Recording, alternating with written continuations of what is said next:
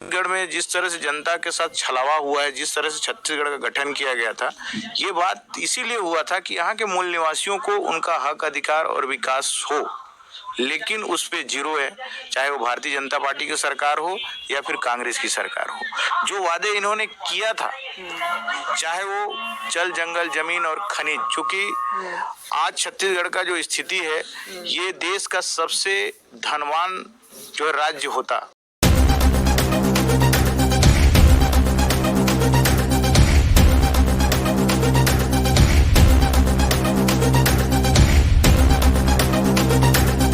आज हम मौजूद हैं उस प्राचीन भारत में जिसको गोंडवाना लैंड कहा जाता था।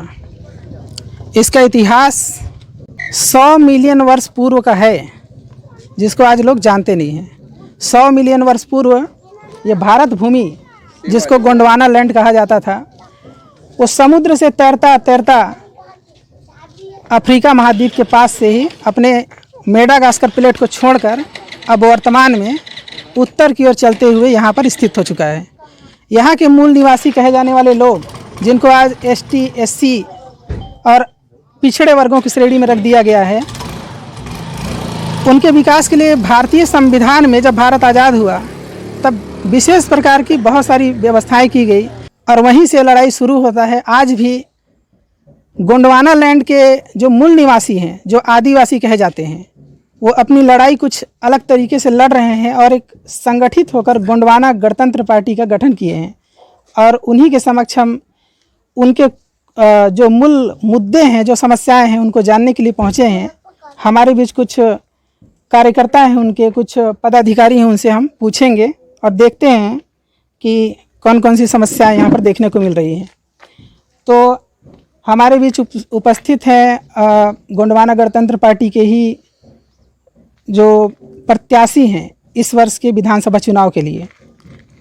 स्वागत है श्रीमान आपका।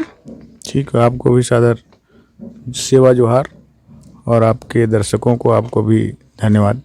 आइए इनसे जानते हैं कि कौन कौन सी समस्याएं देखने को मिल रही है और किस तरीके से ये जनसंपर्क कर रहे हैं, कैसे कैसे बातों को समझाने का प्रयास कर रहे हैं ताकि लोग अपने अधिकारों के प्रति जागरूक हों और एक मजबूत लड़ाई लड़ सकें। तो आज जो हमारा लड़ाई है, हमारे बीच गोंडवाना रत्न दादा मरकाम जी जो गोंडवाना समग्र विकास क्रांति आंदोलन चालू किए थे, जो जिसका एकदम सीधा सा जो मैं बोलूं कि मानव मानव एक समान, सबको शिक्षा सबको काम, यह है गोंडवाना का पैगाम दादा हीरा सिंह मरकाम जी। क्योंकि जो जिस तरह से ये विसंगतियां हैं, जो सबसे मूल लोग हैं, जो यहाँ के इस देश, इस धरती के धरती पुत्र कहे जाने वाले गोंडवाना लैंड के, जो आपने अपने परिचय में ये बात कहा है, तो इसलिए मैं इसको शुरुआत करना चाहूँगा कि जो गांव में रहने वाले मूल निवासी वर्ग है, गांव में किसान जो है, किसान की कोई जाति नहीं है, वहाँ में रहने वाला हर समुदाय जो है, जो अन्नदाता है, वो आज गरीब है और वही मूलभूत सुविधाओं के साथ जूझ रहा है। और ये 75 साल के आज़ादी में बारी बारी से छत्तीसगढ़, चूँकि चुनाव का दौर है, तो मैं इस मुद्दे पे आना चाहूँगा और ये कहूँगा कि छत्तीसगढ़ में जिस तरह से जनता के साथ छलावा हुआ है, जिस तरह से छत्तीसगढ़ का गठन किया गया था, ये बात इसीलिए हुआ था कि यहाँ के मूल निवासियों को उनका हक, अधिकार और विकास हो, लेकिन उस पे जीरो है। चाहे वो भारतीय जनता पार्टी की सरकार हो या फिर कांग्रेस की सरकार हो। जो वादे इन्होंने किया था, चाहे वो जल, जंगल, जमीन और खनिज, चूँकि आज छत्तीसगढ़ का जो स्थिति है, ये देश का सबसे धनवान जो राज्य होता। इतने खनिज संपदाएं यहाँ पर हैं, लेकिन जो सरकार हैं, सरकारें आई, चाहे वो भारतीय जनता पार्टी को हो या फिर कांग्रेस की, उन लोगों ने मात्र पूंजीपतियों का दलाली किया, बहुराष्ट्रीय कंपनियों को इनका जो खनिज संपदाओं को छीनकर उनको देने का काम किया और इनको यहाँ से विकास के नाम पर विस्थापन का काम किया। आज भी करोड़ों जो किसान, आदिवासी, दलित, पिछड़े वर्ग के लोग विस्थापित हो गए। उनकी जो जमीन थी, उनके नीचे जो खनिज था, उनको ले लिया गया और लेकिन उनका कहीं अता पता नहीं है। तो ये इस तरह से हम ये चाहते हैं कि छत्तीसगढ़ के खनिज का, यहाँ के संसाधनों का उपयोग यहाँ के मूल लोगों के ऊपर होना चाहिए ताकि इनका विकास हो सके। आज ये जो गांव है ये पूरी तरह से अपने पहचान के लिए मोहताज है। यहाँ का जो युवा पढ़ा लिखा, अगर युवा किसी तरह से पढ़ लिख लिया, और यहाँ तक कि शिक्षा व्यवस्था पूरी तरह से चौपट है। 15 साल की भारतीय जनता पार्टी की सरकार हो या फिर ये 5 साल की सरकार ये कांग्रेस की हो, इन्होंने भी ये वादा किया था कि हम लोगों को गुणवत्ता युक्त शिक्षा व्यवस्था करेंगे, लेकिन आज भी आप स्कूलों में चले जाइए और ये शिक्षा के अधिकार के तहत तो ऐसे कर लिए हैं कि ये पहली से लेकर 8वीं तक कोई परीक्षा नहीं हो रहा है। बच्चे 9वीं 10वीं में जाके फेल हो जा रहे हैं और मात्र दाल भात खिलाने के नाम पर स्कूल खोल के रखा है, एक दाल भात बांटने का एक सेंटर बना के रखा है। तो ये हम नहीं चाहते, हम ये चाहते हैं कि वहाँ एक शिक्षा, गुणवत्ता युक्त शिक्षा हो और एक स्मार्ट स्कूल हो। स्मार्ट शहर का तो बात करते हैं लोग, लेकिन स्मार्ट गांव की बात नहीं करते। स्मार्ट की गांव की अगर जब हम बात करेंगे तो उसमें स्कूल भी आता है और खेत भी स्मार्ट होना चाहिए। तो वहाँ पे किसानों का भी स्थिति, आर्थिक स्थिति में सुधार होगा।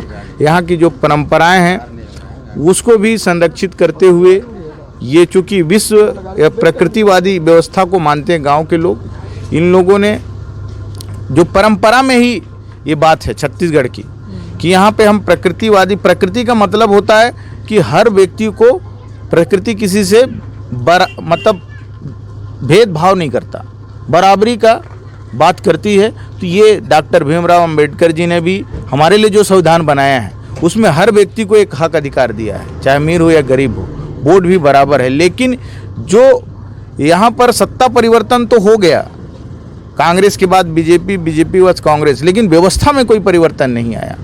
हम गोंडवाना गणतंत्र पार्टी और बहुजन समाज पार्टी का चूँकि गठबंधन है, हमारे साथ मिलकर हम चुनाव लड़ रहे हैं। दोनों का ये मानना है कि हम व्यवस्था में भी परिवर्तन चाहते हैं कि अगर इस देश का जो नागरिक है जिसको अमूल वोट देने का अधिकार है, अपना नेता चुनने का अधिकार है, तो वो काम उसको उस हक के साथ मिलना चाहिए। अगर वो देश का मालिक है तो उसका मान सम्मान भी होना चाहिए। जो हम योजना बनाए जाते हैं उनको पूरी तरह से उनको मिलना चाहिए। जो 75 साल तक ये भारतीय जनता पार्टी और कांग्रेस के लोग ये नहीं चाहते कि यहाँ की जनता अगर जागरूक हो जाएगी तो अपने हक अधिकार की मांग करेगी, लेकिन ऐसा होने नहीं देना चाहते, जिसमें हम गोंडवाना गणतंत्र पार्टी के लोग इस लड़ाई को गांव-गांव तक ले जा रहे हैं और इस चुनाव में इसका असर दिखेगा। हम दोनों, चूँकि बहुजन समाज पार्टी से हमारा गठबंधन है, दोनों मिलकर 90 सीट में चुनाव लड़ रहे हैं और जहां भी हमारे प्रत्याशी हैं इस बात को लेकर जा रहे हैं कि उनको शिक्षा में बराबरी का हक अधिकार हो, स्वास्थ्य का जो व्यवस्था है गांव में, कोई स्वास्थ्य में पूरी तरह से जीरो है, और जो किसानों की जो हालात है वो पूरी तरह से ख़राब है। ठीक है, इन्होंने समर्थन मूल्य की जो बात किया है, ठीक है, हमने भी वादा किया है कि हम भी 4000 रुपये क्विंटल खरीदेंगे और पूरा खरीदेंगे।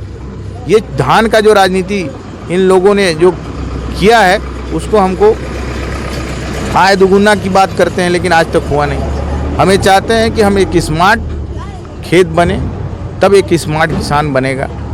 तो ये काम हम अपने घोषणा पत्र में भी डाले हैं कि हम किसानों को पूरी तरह से समुचित व्यवस्था देंगे ताकि खेती बाड़ी।